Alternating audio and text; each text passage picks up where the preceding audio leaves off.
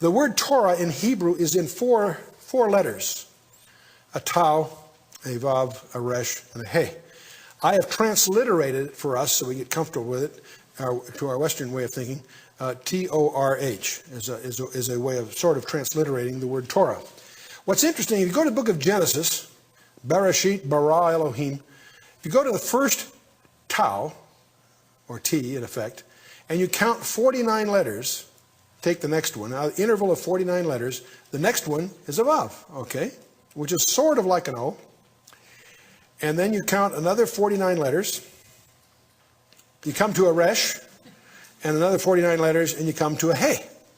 So here's the name Torah spelled out in what you could consider a Cardano grill of 49 letter intervals.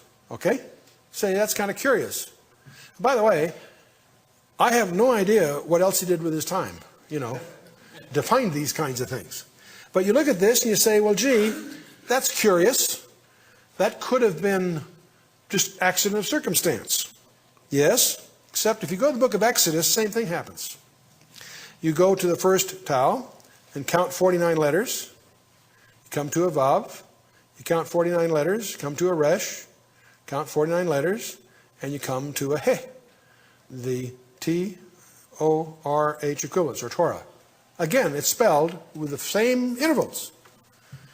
Well, you quickly come to the conclusion that can't be totally by chance, on the one hand. On the other hand, try sometime conducting a story, writing a story that will fit that kind of model. It ain't easy, okay? Try it sometime. But we're not through.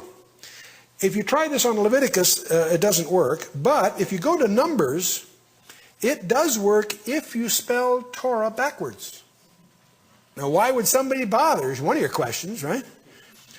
But it works. It happens. You go to the first he, and you count 49 letters, you get to the resh, you count 49 letters, you get to the vav, and you get 49 letters, you get to the t. In other words, it's as if you spelled Torah backwards. Okay? Again, 49 letter intervals. Go to the book of Deuteronomy, the same equivalent thing happens. We're dealing here with 49 letter intervals, which of course is 7 squared, 7 times 7. 49 letter intervals. Genesis goes forward, Exodus it goes forward, Numbers goes backwards, Deuteronomy goes backwards. Let's take a little closer look at Leviticus. 49 doesn't seem to work, but the number 7 does. If you take intervals of 7, you get a yot, a he, a vav, and a he, which of course is the Yahweh, the unpronounceable, ineffable name of God. How interesting. That in itself is interesting. But let's put together what we know. Genesis, Exodus, Leviticus, Numbers, Deuteronomy. Exodus, we've got Torah spelled forwards. Exodus, we got forward. Numbers, backwards. Deuteronomy, backwards. It seems that the Torah always points to the name of God.